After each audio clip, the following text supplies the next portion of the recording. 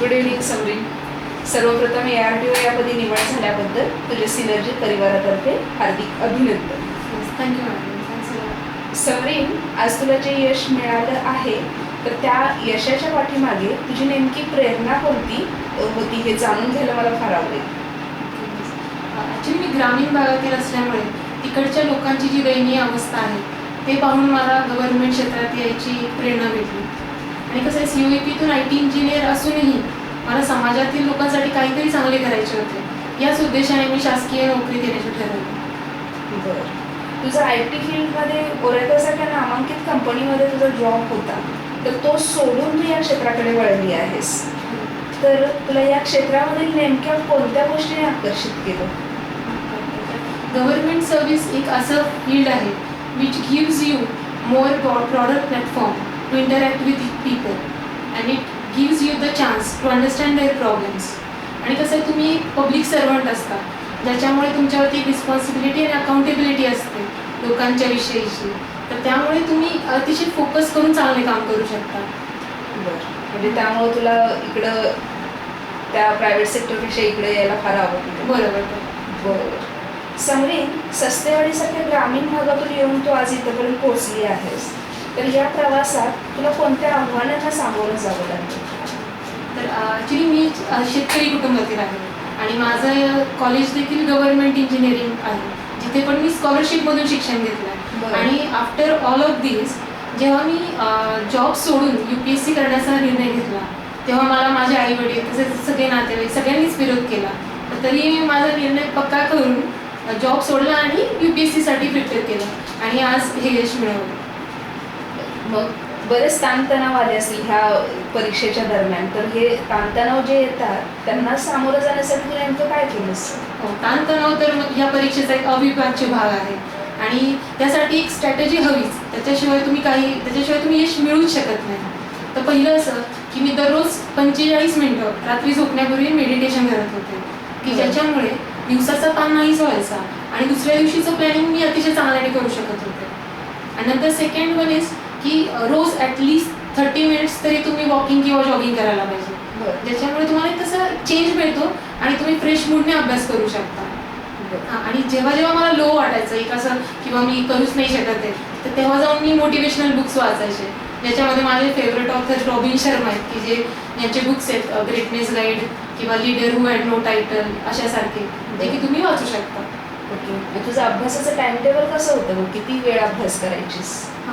तर ॲक्च्युली मी तसं काही म्हणजे माझं फिक्स असं काही नव्हतं की मला 18 तासाचा अभ्यास करायचा आहे किंवा 12 तासच करायचा आहे. पण माझं एक होतं की मी जेवढा करेन तेवढा मी परफेक्ट करेन. तर ठीक आहे, मी 4-5 तास करेन, पण मी दररोज ॲटलिस्ट 4-5 तास तरी करेन आणि तो मी परफेक्टच करेन. ओके, म्हणजे कंटिन्युटी व्यवस्थित असायला मी ब्रेक बिलकुल घेतला नाही एक दिवस. Okay okay. स्पर्धा परीक्षांच्या अभ्यासाची सुरुवात करणाऱ्या विद्यार्थ्यांना तू अभ्यासाबाबत काय करायला सांगशील? तर पहिला मुद्दा तोच की फर्स्ट मी असं सांगेन की तुम्ही किती वेळ अभ्यास करताय हे इम्पॉर्टंट नाही आहे, तर तुम्ही कसा अभ्यास करताय आणि तुमच्या डोक्यात किती रिटेन होत आहे ते खूप इम्पॉर्टंट आहे. आणि सेकंड वन की तुम्ही तुमचं जे बेसिक अंडरस्टँडिंग आहे ते अतिशय परफेक्ट पाहिजे. ते झाल्याशिवाय तुम्ही पुढे जाऊ नका. आणि थर्ड वन इज की मी स्पेशली पेपर 2साठी CSATसाठी जास्त मार्गदर्शन करेन, कारण की माझ्या असं लक्षात आलं की मुलांना म्हणजे पेपर 2 थोडं जास्ती अवघड जातं. तर त्याच्यासाठी पहिले असं की जुन्या ज्या आयोगाच्या प्रश्नपत्रिका आहेत तर त्या तुम्ही अतिशय चांगल्याने ॲनालिसिस करा. म्हणजे याच्यामध्ये असं की पहिला तास जो 2 तासाच्या मध्ये जो पहिला तास आहे तो तुम्ही न्यूमेरिकल प्रॉब्लेम्स आणि डिसिजन मेकिंगला द्या. नंतरचा जो तास आहे तो पॅसेज सोडवायला द्या. असा.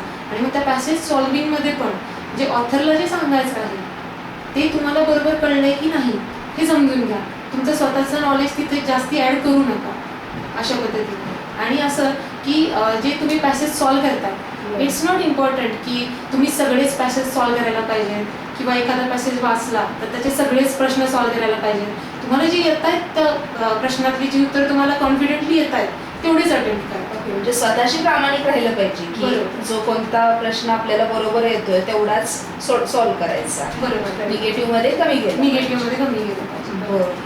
सध्या CSAT बरोबर GSच्या पेपरची पण काठिण्य पातळी जी आहे ती वाढती आहे. आत्ताचे जर का पेपर बघितले आपण तर मग या संदर्भात विद्यार्थ्यांनी अभ्यासाची नेमकी कोणती स्ट्रॅटेजी ठरवली पाहिजे? बरोबर. बरोबर. आत्ताची काठिण्य पातळी अतिशय वाढत चाललेली आहे आणि त्याच्यामध्ये पण की तुम्हाला कन्सेप्च्युअल तुमचे जे अंडरस्टँडिंग आहे ते परफेक्ट असेल तर तुम्हाला कन्सेप्च्युअल प्रश्न जे आहेत ते बरोबर यायलाच हवे, ते चुकता कामा नये. आणि तिथं जर तुमचा काही गोंधळ उडत असेल तर तो बिलकुल अटेम्प्ट करू नये. आणि जिथं तुम्ही 2 ऑप्शन इलिमिनेट करू शकता तिथं तुम्ही अटेम्प्ट केलं तरी चालेल, कारण तिथं कसं थोडा 50% चान्स राहतो बरोबर येण्याचा, तर तुम्ही तेवढी रिस्क घेऊ शकता. आणि फॅक्ट्सबद्दल जर तुम्ही शुअर नसाल तर बिलकुल अटेम्प्ट करू नका, कारण तिथे 4ही ऑप्शनमधलं काही बरोबर असू शकतो. बरोबर. म्हणजे फॅक्च्युअल प्रश्न जे आहेत ते प्रामाणिकपणे माहिती असतील तर सॉल्व्ह करा, नाहीतर नका. नाहीतर मग निगेटिव्ह मध्ये. ह्या परीक्षेच्या रिझल्टमध्ये पण असंच झालेलं आहे बरंच. बरोबर. बऱ्याच स्टुडंटनी बरेच प्रश्न अटेम्प्ट केले आणि निगेटिव्ह मार्किंगमुळे मार्क्स कमी आले आन्सर की या परीक्षांच्या सरावासाठी तू नेमकं काय करत होतीस? सराव हा परीक्षा जितकी इम्पॉर्टंट आहे तितकाच सराव पण इम्पॉर्टंट आहे. तर सरावासाठी मी सिनर्जीच्या मॉक टेस्ट आणि जुन्या जे आयोगाच्या प्रश्नपत्रिका आहेत त्या अतिशय चांगल्याने अनालाइज केल्या आणि सोडवल्या. तर मॉक टेस्टचा वापर जो आहे तो फायनल टेस्टची स्ट्रॅटेजी ठरवण्यासाठी करावा. म्हणजे तुम्ही आता मी जे सराव केला तर त्याच्यातून मी माझ्यासाठी एक स्ट्रॅटेजी बनवली आणि ती स्ट्रॅटेजी वापरून मी MPSCचा पेपर लिहिला, ज्याच्याने मला मार्क चांगले आले. तर तुम्ही तुमची स्वतःची एक स्ट्रॅटेजी बनवा सराव करून आणि तीच तुम्ही फॉलो करा. बरोबर. म्हणजे प्रत्येकाची अशी स्ट्रॅटेजी वेगळी वेगळी असू शकते, ती प्रत्येकानं प्रॅक्टिसमधून ठरवली पाहिजे. बरोबर. प्रॅक्टिसमधूनच ठरवलं. बरोबर. सिनर्जीशी तुझा नेमका संबंध कधी आला आणि तुझ्या अभ्यासामध्ये सिनर्जीची भूमिका काय आहे? सिनर्जी ॲक्च्युली मी जॉईन केलं UPSC 2014ची बॅच. आणि सिनर्जीच्या त्या बॅचमधून मला ओपिनियन मेकिंग आणि क्वेश्चन पेपर ॲनालिसिस या 2 गोष्टींविषयी अतुल सरांचं अतिशय बहुमूल्य मार्गदर्शन मिळालं. तसंच MPSC मेन्स आणि इंटरव्ह्यूसाठी वसुंधरा मॅडमनी मला अतिशय चांगल्या पद्धतीने गाईड केलं. जसं की इंटरव्ह्यूसाठी प्रश्न तयार करणे, त्याची मुद्देसूद उत्तरं देणे, या सगळ्यांमुळे माझा कॉन्फिडन्स इतका वाढला आणि त्याच्यामुळे मला पॉझिटिव्हिटी खूप चांगली मिळाली की ज्याच्याने माझे UPSC प्री पण क्लिअर झाली आणि मला मेन्स पण अतिशय चांगल्याने लिहिता आली. स्पर्धा परीक्षा क्षेत्रात समजेल मुलींचे प्रमाण अजूनही कमीच दिसतं, तर मुलींना या क्षेत्रात वळण्यासाठी तू त्यांना काय संदेश देशील? बरोबर. MPSCने मुलींसाठी राखीव जागा ठेवल्या आहेत, पण तरी पण मुली इकडे येऊन त्याचा फायदा घेत नाही आहे. बेसिकली काय आहे की ब्युरोक्रॅट्सना आपण एजंट ऑफ मॉडर्नायझेशन म्हणतो. जर मुलीच ब्युरोक्रॅट जेव्हा होतील तेव्हाच तुम्ही ते मॉडर्नायझेशन करू शकाल आणि स्त्रीला खऱ्या अर्थाने समाजात समानता मिळेल. तर त्यामुळे मुलींना एवढंच सांगू इच्छिते की थोडी जिद्द ठेवा स्वतःच्यात आणि समाजाचा विरोध पत्करून तुम्ही तुमच्यावरती कॉन्फिडन्स ठेवून या क्षेत्रात या. आय नो की याच्यात एक अनसर्टिनिटी आहे, पण अनसर्टिनिटीमध्येच तर तुमच्या जीवनाची एक नवीन तुम्हाला एक जिद्द मिळते आणि तुम्हाला एक त्याच्यातून आव्हानात्मक याला सामोरे जाऊन तुम्ही एक तुमचं आयुष्य घडवू शकता आणि करिअर घडवू शकता. बरोबर आहे. तूही तशीच आलेली आहेस, म्हणजे घरच्यांचा विरोध पत्करून तू ह्या क्षेत्रामध्ये आलेली आहेस. हे खरोखर मूर्तिमंत उदाहरण आहे मुलींच्यासाठी. शेवटी सर्व सिनर्जियन्ससाठी तुझा संदेश काय असेल? तर सिनर्जियन्सना मी एवढंच सांगू इच्छिते की त्यांनी अतुल सर, सुजित सर, वसुंधरा मॅम आणि जे पण बाकी टीचर्स आहेत ते सगळ्यांना ते जे सांगतात ते सगळं फॉलो करा. They know more than you, so please listen to them and work hard under their guidance. Don't run behind the materials. 1-2च पुस्तकं घ्या, सोर्सेस घ्या बेसिक, पण ते 4-5 वेळा रिवाईज करा.